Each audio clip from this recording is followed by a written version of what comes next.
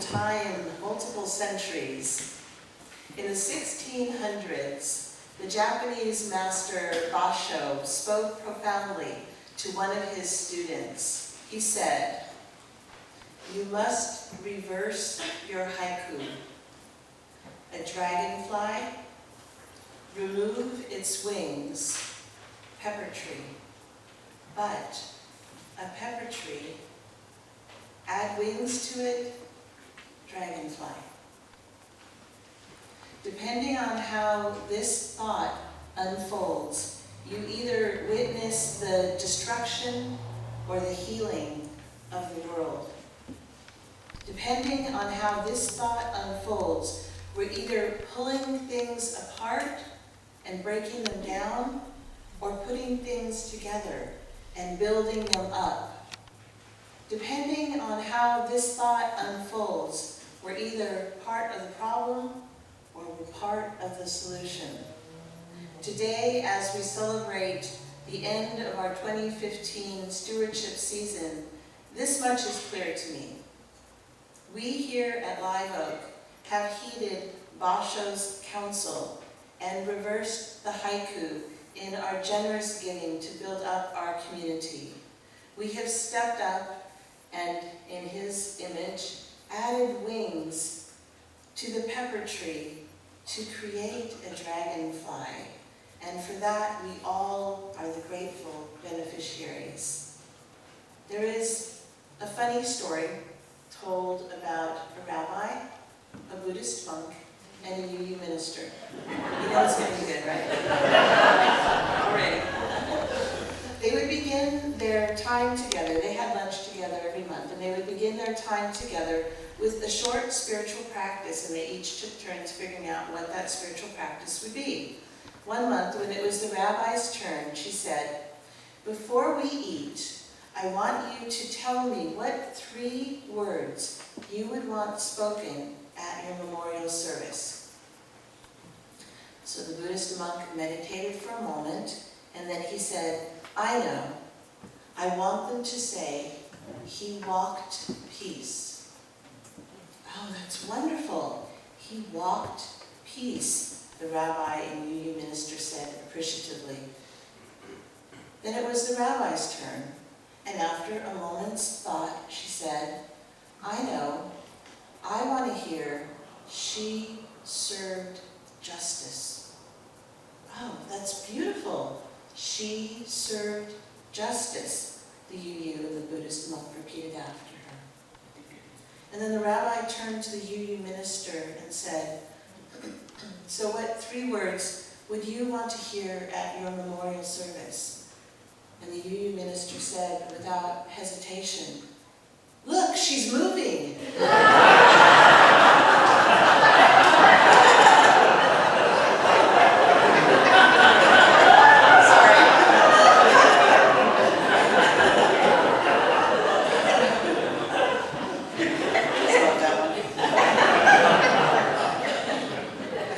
All joking aside,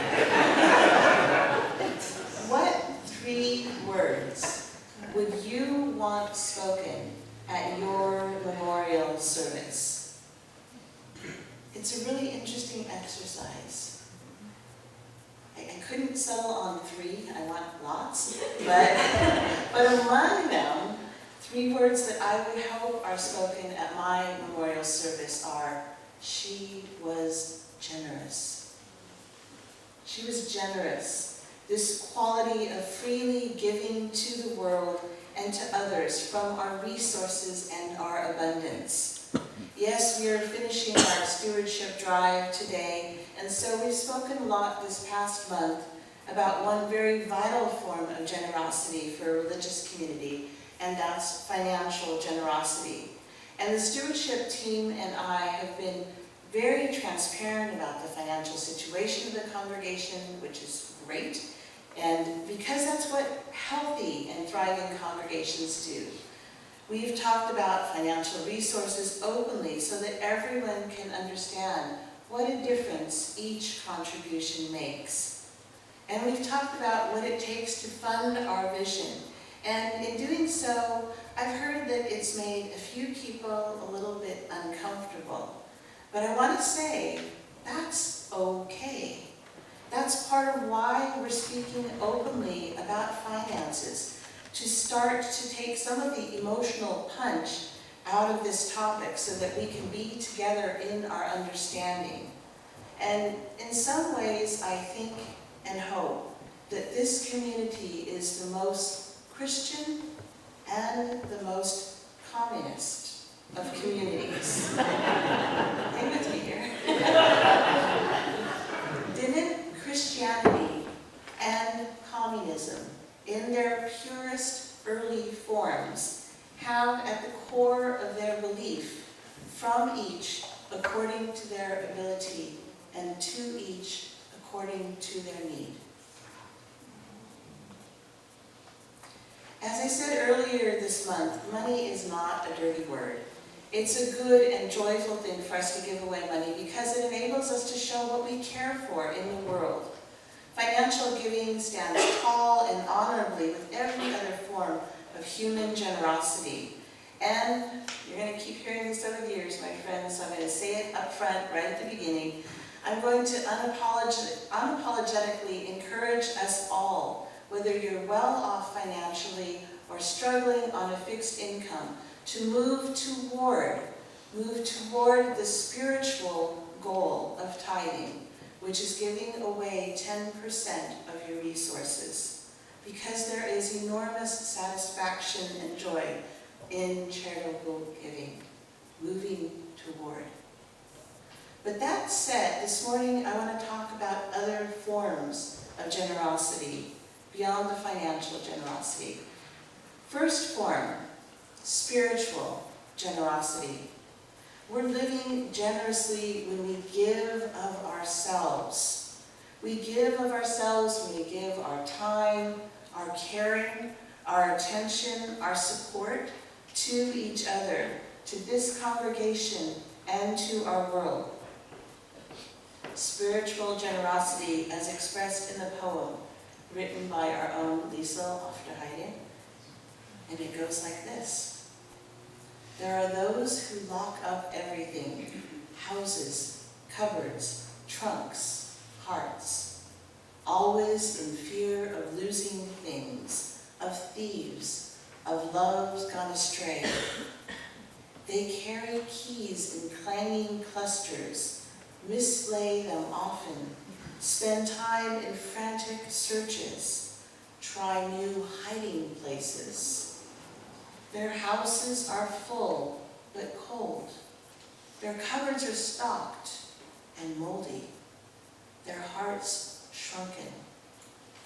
Those who have open doors, cupboards with half-empty shelves, hearts unburdened, use only one key, and it fits into any lock, anywhere. And that poem's also on the back of your orders of service, because it's so beautiful, I thought we would all want a copy of it. That key is spiritual generosity. We open ourselves to the world by sharing our many forms of abundance with each other. It doesn't matter what material resources you have. What matters is you're moving through life with an openness and sharing this abundance. In many faith traditions, it's said that no true spiritual life is possible without a generous heart. Generosity allies itself with an inner feeling of abundance, the feeling that always we have enough to share. There's also the concept of generosity as hospitality. Hospitality gets to the concept of living with our hands and our arms open to each other, and to what the Buddhists call seeing life with unfurnished eyes. That is, eyes empty of mental clutter and inherited furniture. When we approach our lives with this openness, this unclenching of fists, of arms or heart, our very lives crack open and pour forth gratitude and compassion. My mother was a maternity nurse, And she told me that when the babies are born, many times their hands are clenched tightly in fists. And so it's our task, our spiritual challenge day by day as we walk this earth, to unclench our fists, relinquishing our all too human tendency to cling until we arrive at death's door, hopefully with our hands and our hearts open. Spiritual generosity. And then there's emotional generosity that encompasses the way that we interact with those around us. Are we able to see the differences and be generous with our interactions with those around us? Are we able to give others the benefit of the doubt and assume good intentions, forgiving the errors and shortcomings both of ourselves and others? Do we try to approach the world with this emotional generosity that keeps us open to new understandings and possibilities and slows us down when we feel ourselves rushing to be harsh or judgmental? This quality of emotional generosity means that we have to do the inner work of knowing ourselves, our own limitations, and those hot button issues that we all have. This means that we know that all of us are in it together, all of us imperfect human beings.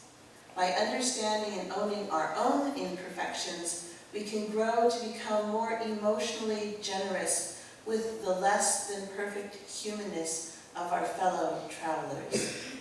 We are all broken. We are all broken in some ways by life, and the majority of us are simply trying to do the best we can. Emotional generosity. And then there's religious generosity. Our liberal faith is founded on generosity. Writer Stephen Conga says, liberalism has been defined as generosity, tolerance, open-mindedness, and a willingness to give. And another writer puts it this way: at its core, modern liberalism is rooted in generosity and compassion. So folks, it's in our theological DNA. And here at Live Oak, as we celebrate our 30th year of existence, we reflect on the generosity of those who founded this congregation, the generosity of those who gave and continue giving much of themselves in this endeavor, because they believe in what we stand for. This liberal religion that stands for the best of humanity, and we stand ready and willing to support its cause. UU Minister Burton Carley simplifies our reason for coming together each week, as he says, "The purpose of our church is not to give you, as some churches promise, the formula or secret to receive the generosity you believe you deserve from coming on high, but our purpose in coming together is to create generous lives. The adventure of our faith is not to have a strategic plan for obtaining blessings for ourselves, but to figure out how we live a life that blesses others." How to live a life that blesses others. That's the core of our theological generosity. A faith that holds that we affirm and promote the inherent worth and dignity of each and every person. A faith that is generous and compassionate and open and justice-seeking. Religious generosity. And then you have, finally, connective generosity. Connective generosity.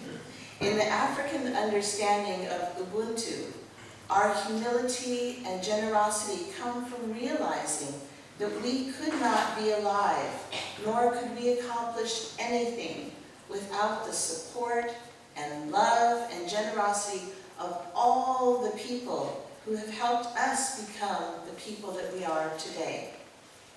This is also our 6th Unitarian Universalist It's our seventh Unitarian Universalist principle in action. The understanding that we are all part of an interdependent web of existence, and all that appears to be ours is not really ours at all. It's simply on loan to us as we move through our lives. This is true for our possessions and true for the earth itself. We are connected to those who came before us, and we're responsible to those generations that come after us.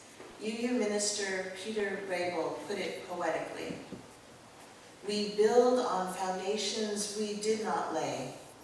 We warm ourselves by fires we did not light. We sit in the shade of trees we did not plant. We drink from wells we did not dig. We profit from persons we did not know. This is as it should be.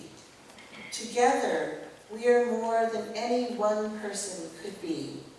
Together, we can build across generations. Together, we can renew our hope and faith in the life that is yet to unfold. Together, we can heed the call to a ministry of care and justice. We are ever bound in community. We are called day in and day out to practice generosity. With practice, its spirit forms our actions and our hearts grow stronger and lighter.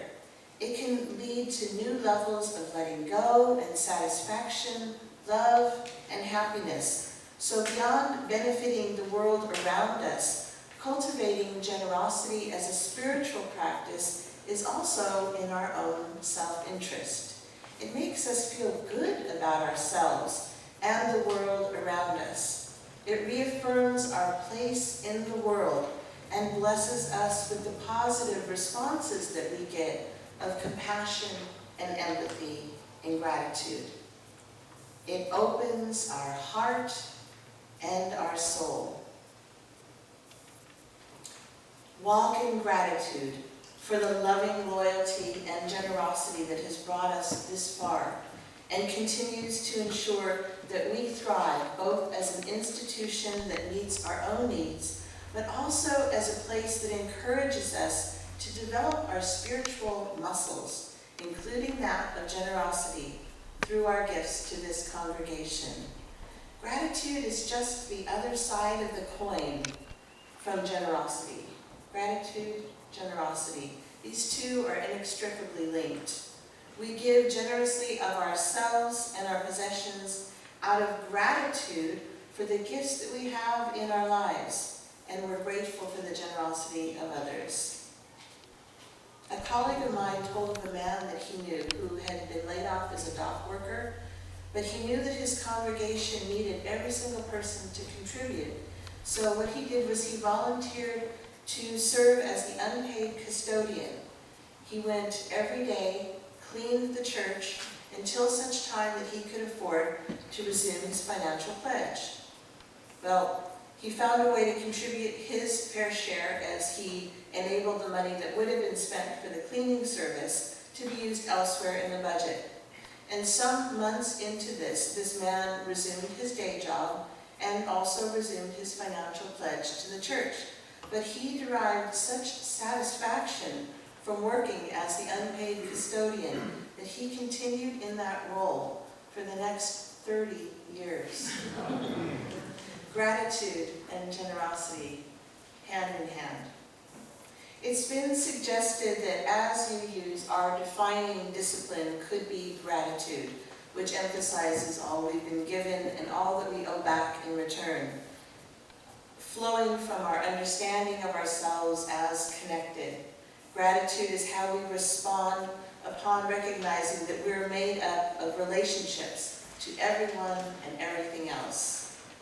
And so it is today that I end with gratitude for each and every one of you.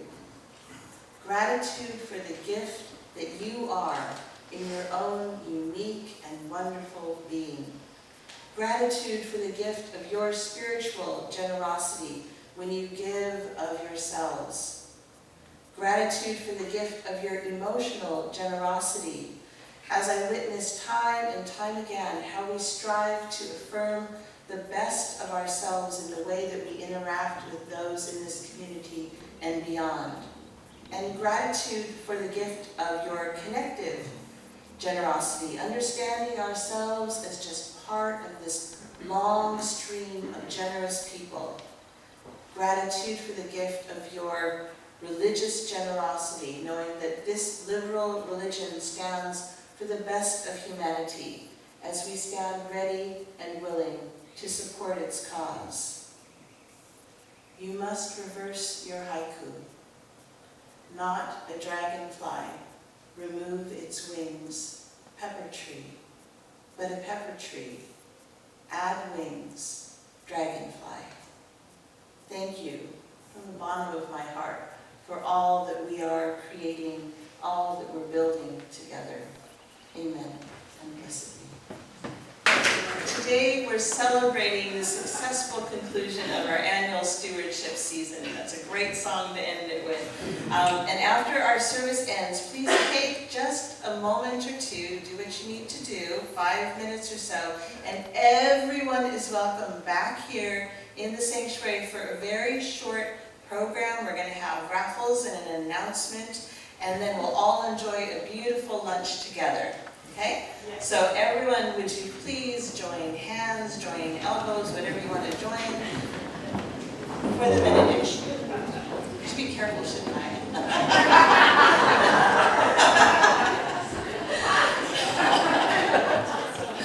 Our faith, this congregation, is dedicated to the proposition that behind all our differences and beneath all our diversity, there is a unity that makes us one and binds us together in spite of time and death and the space between the stars. Let us pause in silent witness to that unity.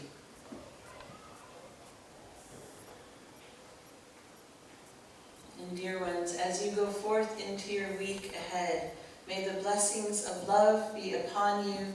May love's peace abide with you. And may love's presence illuminate your heart now and forevermore. Blessings, amen, and so be it. And now, as we extinguish the light of our communal chalice, our service truly begins, and the congregation responds.